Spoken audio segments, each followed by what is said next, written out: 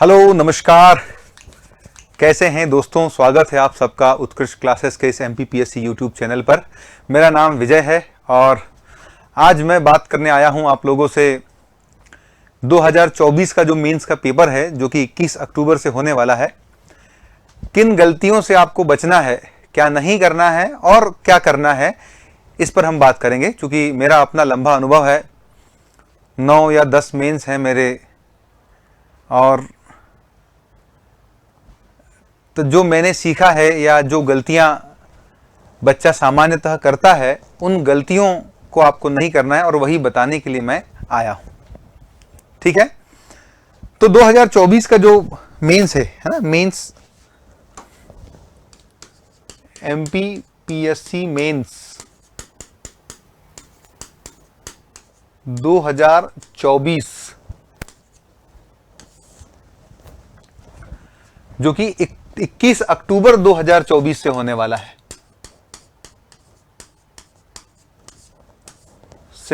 है, तो क्या करना है, डू या क्या करना है,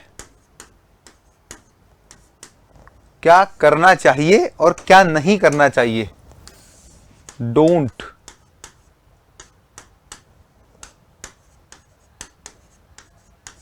क्या नहीं करना है। ठीक है, हालांकि मैं समझ सकता हूं कि आप लोगों के पास अभी इतना समय नहीं है, लेकिन फिर भी बहुत कम समय में बहुत महत्वपूर्ण बातें मैं आपको बताने वाला हूं और प्लीज इन चीजों को ध्यान रखिए।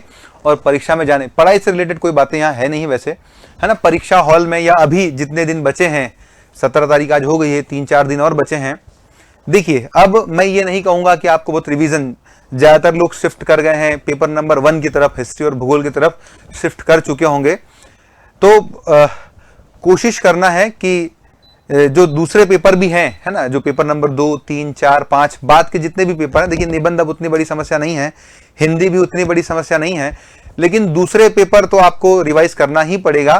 तो जो कुछ दिन बचे हैं, एक आध दिन आप, है ना, या 21 तारीख से पहले 19 और 20 को आप हिस्ट्री और ज्योग्राफी को देख लें। उसके पहले आप कुछ और पेपर्स को रिवाइज कर सकते हैं। आप इथिक्स को रिवाइज कर सकते हैं, आप नया सब्जेक्ट है, नई चीजें, एंटरप्रेन्योरशिप, आप उसको रिवाइज कर सकते हैं।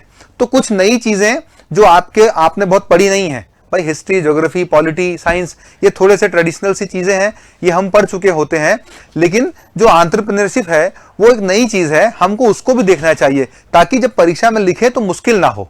ठीक है, तो एक तो पहली बात, आपको न्यू सब्जेक्ट, नए सब्जेक्ट का या न्यू सिलेबस को रिवाइज करना है, न्यू सिलेबस को रिवाइज करना है। रिवीजन ऑफ न्यू सिलेबस, तो नए सिलेबस जो है, जैसे लाइक मैं कह रहा हूं कि ये एंटरप्रेन्योरशिप है, आप उसको क्या कर सकते हैं, रिवाइज कर सकते हैं।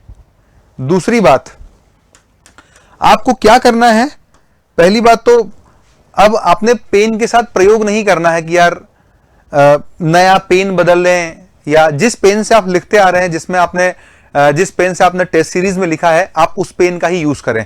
तो पेन को चेंज ना करें, पेन में नो चेंज, है ना। ऐसा नहीं कि आप कुछ प्रयोग कर रहे हैं, आपको प्रयोग नहीं करना है, नए पेन का इस्तेमाल नहीं करना है। जिस पेन से आप लिख रहे हैं, पेन में ही अगर मैं बात करूं तो आपको यूज्ड पेन का इस्तेमाल करना है। यूज्ड पेन का मतलब ऐसा है जो एग्जाम में लिखने के पहले थोड़े बहुत आपने चला लिए हों, ऐसे पेन का इस्तेमाल करना है जो थोड़ा बहुत चला लिया गया हो।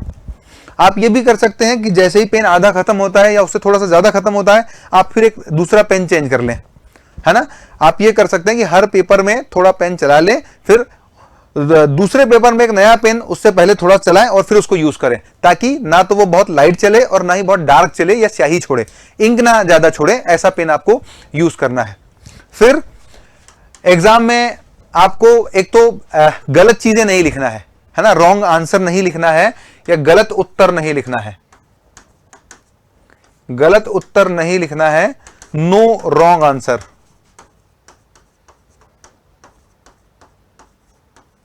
ठीक है, गलत उत्तर नहीं लिखना है। इससे क्या होगा कि आप एक गलत उत्तर लिखोगे, आपकी इमेज एक बहुत लाइट या इमेच्योर कैंडिडेट टाइप की बन जाएगी। तो अपने आप को एक अच्छा एस्पायरेंट दिखाना है, एक इमेच्योर एस्पायरेंट नहीं दिखाना है। तो गलत उत्तर नहीं लिखना है। दूसरा, पेपर को कंप्लीट करने पर फोकस करना है। पेपर को कंप्लीट करने पर फोकस करना है। ठीक है, कंप्लीट करने पर फोकस करना है कि इसका मतलब यह है कि आप अच्छा कंटेंट लिखिए, प्रेजेंटेशन अच्छा करेंगे तो अपने आप क्या हो जाएगा वो। इसलिए आपको फ्लो चार्ट्स की मदद लेना पड़ेगा। फ्लो चार्ट, आपको फ्लो चार्ट की मदद लेना पड़ेगा, आपको डायग्राम की मदद लेना पड़ेगा। तो ध्यान रखिए, पेपर को कंप्लीट करने के लिए फ्लो चार्ट और डायग्राम की मदद लीजिए और अपने पेपर को पूरा करिए। आप फ्लो चार्ट और डायग्राम की वजह से एक अच्छा प्रेजेंटेशन और कम समय में पेपर को पूरा कर सकते हैं, यह बात ध्यान रखिएगा। तो पेपर को पूरा भी करना है, यह ध्यान रखिए। फिर दूसरी बात, ऐसा नहीं है कि आपको पूछा कुछ है आप लिख कुछ रहे हैं, अप्रोप्रिएट आंसर लिखना है, उचित उत्तर लिखना है।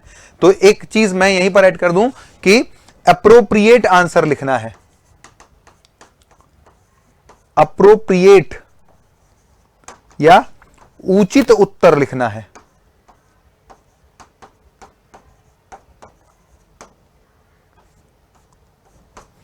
उचित उत्तर लिखे, अप्रोप्रिएट या एक उचित उत्तर लिखे। मतलब ऐसा नहीं है कि जो नहीं आ रहा है तो मन से कुछ भी लिखे जा रहे हैं, पूछा कुछ है नहीं आ रहा है तो कुछ और ही लिख दिया, ऐसा ना करें। इससे आपकी इमेज बहुत अच्छी बनने वाली नहीं है। ठीक है, तो ये कुछ दूसरी बात मैं ये कह रहा हूं कि मेंस का जब पेपर चलता है तो अच्छे से नींद ले। ऐसा नहीं है कि रात भर भी पढ़ रहे हैं, सुबह उठे और पेपर देने चले गए, आकर वापस अगले पेपर का पढ़ने लग गए, ऐसा नहीं है। नींद लेना एक अच्छी चीज है। तो आपको एक रिलैक्स माइंड से, जब तक आपका माइंड रिलैक्स नहीं होगा, आप उन चीजों को बहुत अच्छे से नहीं सोच पाएंगे, जो प्रोसेस नहीं कर पाएंगे जो आपने पहले पढ़ रखी है। तो नींद बहुत जरूरी है ना। तो एक मैं पॉइंट यहीं पर ऐड कर रहा हूं कि आपको अच्छी नींद लेना है, अ गुड स्लीप, अच्छी नींद लेना है। तो ये भी ध्यान रखिए, कैसी अच्छी नींद लेना है आपको। तो नया सिलेबस आप रिवाइज कर सकते हैं कुछ बचे हुए दिनों में। पेन चेंज नहीं करना है, जिस पेन से आप हमेशा से लिख रहे हैं उसी पेन का यूज करना है। यूज्ड पेन का यूज करना है। यूज्ड पेन का यूज करना है, इसका मतलब क्या हुआ कि नया एकदम फ्रेश पेन ना ले जाए, ताकि वो चलने में बहुत लाइट हो या चलने में दिक्कत हो। यूज्ड पेन का इस्तेमाल करें। गलत उत्तर नहीं लिखना है। दूसरा, पेपर को कंप्लीट करने पर फोकस करना है। आप फ्लो चार्ट के माध्यम से, आप डायग्राम के माध्यम से, आप प्रोसेस डायग्राम के माध्यम से पेपर को कंप्लीट कर सकते हैं। अप्रोप्रिएट आंसर लिखना है, उचित उत्तर लिखना है। मतलब जो पूछे वो लिखना है, बस ये कहने का मतलब है। ठीक है, तो इतना ध्यान रखिए। ये चीजें आपको पेपर में ध्यान रखना है। कॉन्फिडेंस चाहिए, आत्मविश्वास। मैं एक चीज, सबसे बड़ी चीज है यहां पर आत्मविश्वास, है ना, कि सब आता है और सब कर लेंगे। इतना सोचना है कि हमको सब आता है, हमसे ज्यादा किसी को नहीं आता, ये सोचकर जाइए परीक्षा में। क्या नहीं करना है, तो ये तो हमने लिखा कि क्या करना है। ये हमने क्या देखा कि क्या चीजें हमको करनी चाहिए। अगला है हमको क्या नहीं करना चाहिए। ये ज्यादा जरूरी है कि हमको क्या नहीं करना चाहिए। देखिए, आप सबके पास, मैं मानता हूं कि अगर जो मेंस देने जा रहा है उसके पास शॉर्ट नोट्स होगा और पूरे सिलेबस का शॉर्ट नोट्स होगा। कई बार ये होता है कि हम कोई चीज एकदम छोड़ के चले जाते हैं, और जब छोड़ के जाते हैं तो मान लो वहां से 2 नंबर का भी सवाल आ गया, तो 2 नंबर का तो बहुत सीधा सीधा नुकसान हो जाता है। ऊपर का ही सवाल आता है और 2 नंबर का नुकसान हो जाता है। तो एक काम ये करना है कि भाई कम से कम एक नजर, एक फौरी नजर सिलेबस पर पड़ जाए, पूरे सिलेबस पर पड़ जाए। ठीक है, तो डोंट में क्या नहीं करना चाहिए, क्या नहीं करना चाहिए।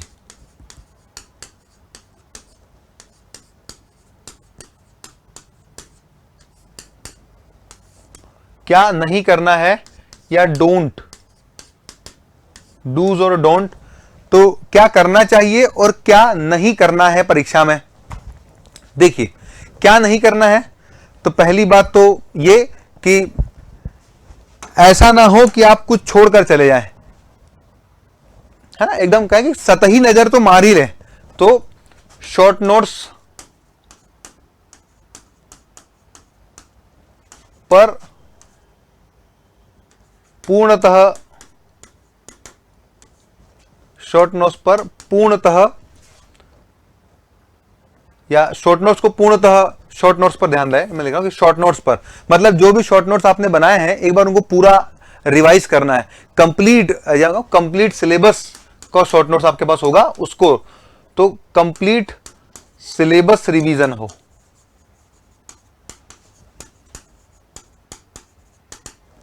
है ना। ऐसा ना कि कोई टॉपिक छोड़कर चला जाए, है ना, मतलब सिलेबस छोड़कर नहीं जाना है।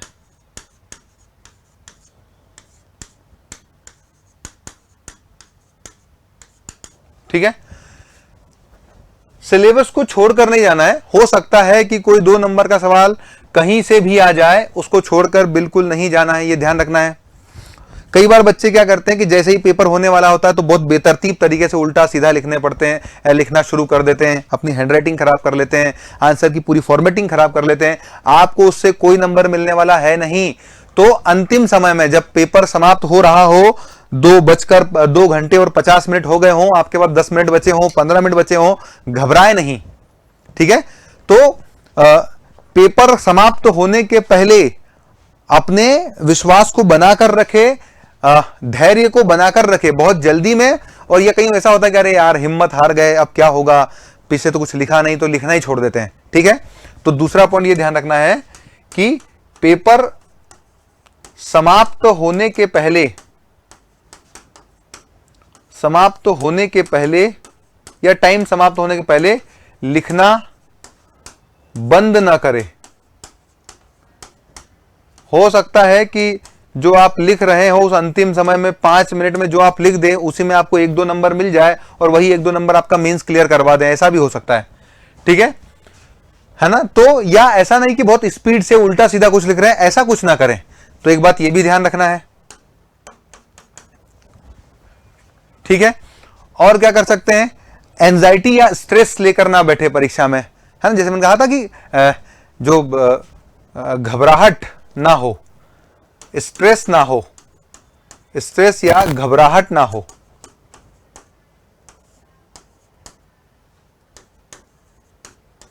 आपके मन में किसी प्रकार का कोई स्ट्रेस या किसी प्रकार की एंजाइटी या किसी प्रकार की घबराहट नहीं होने चाहिए।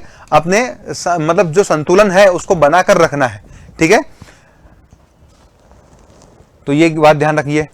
और कई बार क्या होता है ना कि बच्चा जब घबराता है, परीक्षा के पहले स्ट्रेस लेता है कि क्या होगा क्या नहीं होगा, एंजाइटी उसको आसपास से घेर लेती है, तब वो क्या करता है, उसको नींद ठीक से नहीं आती है। तो नींद का जो शेड्यूल है उसको डिस्टर्ब नहीं करना, ये इसीलिए कह रहा हूं, है ना, कि नींद का शेड्यूल खराब ना करें, नींद का शेड्यूल ना खराब करें।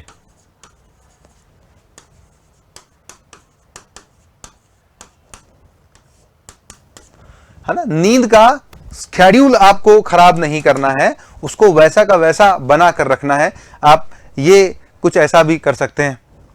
दूसरा, पेपर में कुछ भी बेतरतीब चीजें नहीं लिखना है ना। बेतरतीब का मतलब यह है कि है ना कि उत्तर में आवश्यक चीजें ही लिखे, उत्तर में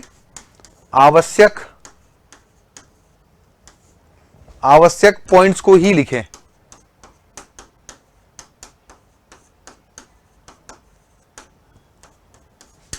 उत्तर में जो इंपॉर्टेंट पॉइंट्स हैं या जो प्रश्न की मांग है उनको ही लिखें। अगर आपको सवाल नहीं आता है तो उसको छोड़ दें, अपना समय खराब ना करें, है ना। अगर किसी प्रश्न का उत्तर ना आ रहा हो, किसी प्रश्न का उत्तर न आ रहा हो तो उसे छोड़ें, उसे छोड़कर अन्य उत्तर लिखें, है ना। तो उसमें समय व्यस्त नहीं करना, समय बर्बाद ना करें, उसमें समय बर्बाद नहीं करना है। कोई भी प्रश्न जो आपको नहीं आ रहा हो, इसका मतलब ये नहीं है कि आप उसमें कुछ ना कुछ लिखना है। कई बच्चों को यह होता है कि भाई पेपर को कंप्लीट करना है, कैसे भी करो। हालांकि मैंने कहा है कि पेपर कंप्लीट करने पर फोकस करना है, लेकिन कब, जब हमको आ रहा हो।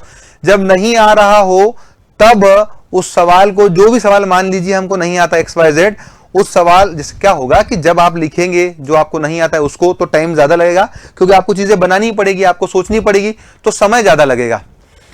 समय ज्यादा लगेगा, बहुत अच्छा कंटेंट आप लिख नहीं पाएंगे, टाइम भी जाएगा, अगला सवाल छूट जाएगा और नंबर भी उतने अच्छे उसमें नहीं मिलेंगे। इसलिए उसको फ्लोचार्ट में बना दे, तभी तो पेपर पूरा होगा।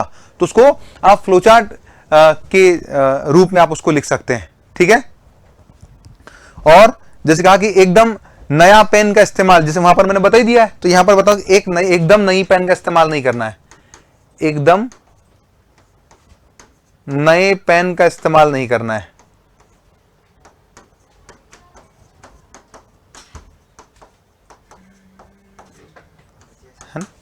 एकदम नए पेन का इस्तेमाल नहीं करना है, ठीक है। चलिए, तो ये कुछ महत्वपूर्ण बातें थी जो परीक्षा में हमको ध्यान रखना है। एक तो हमको क्या करना है और दूसरा हमको क्या नहीं करना है। जैसे मैंने आपको बताया था कि नया सिलेबस को रिवाइज करें, पेन चेंज नहीं करना है, ये उधर भी लिख सकते हैं हम। यूज्ड पेन का प्रयोग करना है, गलत उत्तर नहीं लिखना है,